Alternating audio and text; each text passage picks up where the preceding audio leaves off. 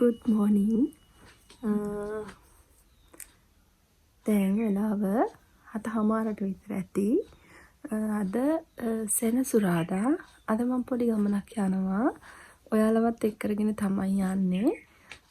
දැනටමත් ඔයාලා දන්නවනේ මම කොහෙද යන්නේ කියලා. මම දැන් දෙකකට ඔයාලව එක්කන් යනවා. එකක් තමයි පේරාදෙණිය යුනිවර්සිටි එක, අනිත් එක තමයි පේරාදෙණිය ගාඩන් එක. ඉතින් අපි බස් එකේ තමයි ගියේ. මේ බස් එකේ යනකොට පහළ කඩ ගන්නාවේදී මම ගත්ත වීඩියෝ ක්ලිප්ස් ටිකක් බලන්නකෝ. ඈත පේන ලස්සන බස් එකේ යනකොටත් හරි ලස්සනට මේ ඈත කඳු ඔය ඈත පැති පැති ගොඩාක් තැන් පේනවා මේ පහළ කඩු ගන්නාවේ හරියේදී. ඔයත් මේ පාරේ ගිහිල්ලා තියෙනවා නම් අනිවාර්යෙන් මේ ටික දැකලා ඇති ඔයත්.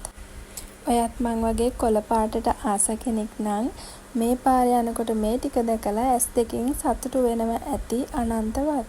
ඉතින් මම නම් හරිම ආසයි කොළ පාට පරිසරය දකිනකොට. ඇස් දෙකට පුදුම සනීපයක් මට නම් තියෙන්නේ.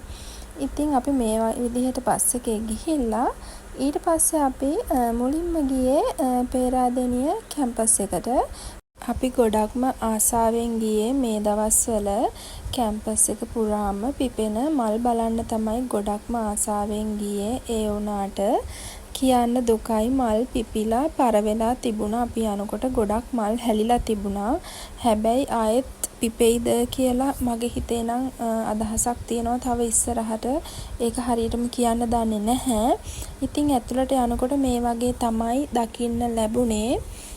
වටපිටේ නම් හරිම ලස්සනයි. මම නම් හරි ආසයි මේ කොළපාට පරිසරයට. මල් නැති වුණාට ඒ කොළපාට ඇස් දෙකෙන් විඳලා සතුටු වෙලා තමයි අපි ආවේ. ගොඩක් වෙලා ඒ වටපිටේට වෙලා ඉඳගෙන හිටියා. ඒ වගේම තමයි කියන්න ඕනේ ඇත්තටම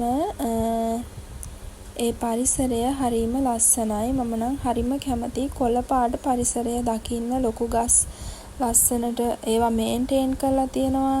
ඒක දකිනකොට හරිම සතුටක් දැනෙන්නේ.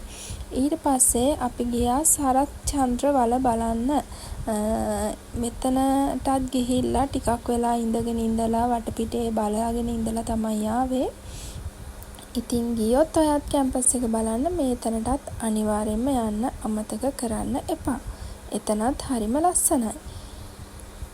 මේ විදිහට අපි කැම්පස් එකේ ඇවිදලා ඉවර වෙලා මේ ටිකත් කැම්පස් එකේ ගත්ත වීඩියෝස් ටිකක්. ඒ ටිකත් හරිම ලස්සනයි. බලන්නකෝ ගස් කොළන් පේන විදිහ. මම නම් හරිම කැමතියි මේ විදිහට දකින්න.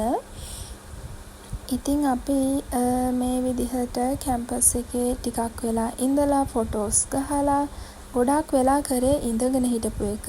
ඊට පස්සේ ලස්සන ෆොටෝස් වීඩියෝස් ටිකකුත් අරගෙන අපි යන්න පිටත් වුණා පේරාදෙණිය ගාඩන් එකට.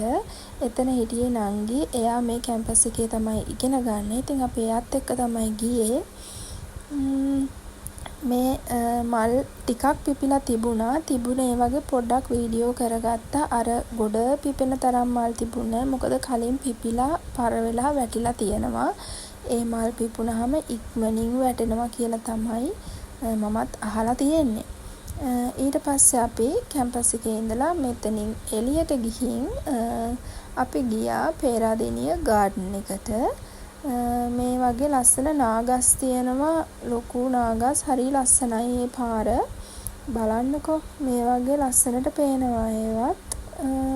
ඉතින් මෙතනින් කැම්පස් එකේ ගත්ත වීඩියෝස් මෙතනින් ඉවර වෙනවා. ඊට පස්සේ අපි යනවා පේරාදෙණිය ගාඩන් එකට.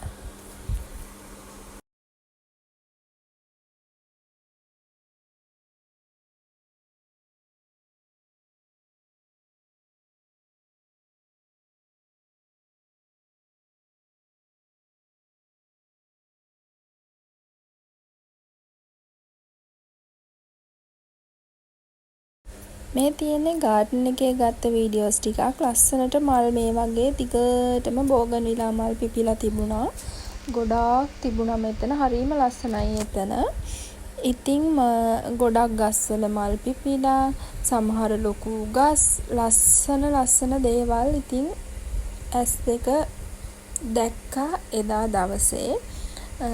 ගොඩක් වෙලා පේරාදෙණිය ගාඩන් එකෙත් අපි ගොඩ වෙලා වාඩි වෙලා හිටියා.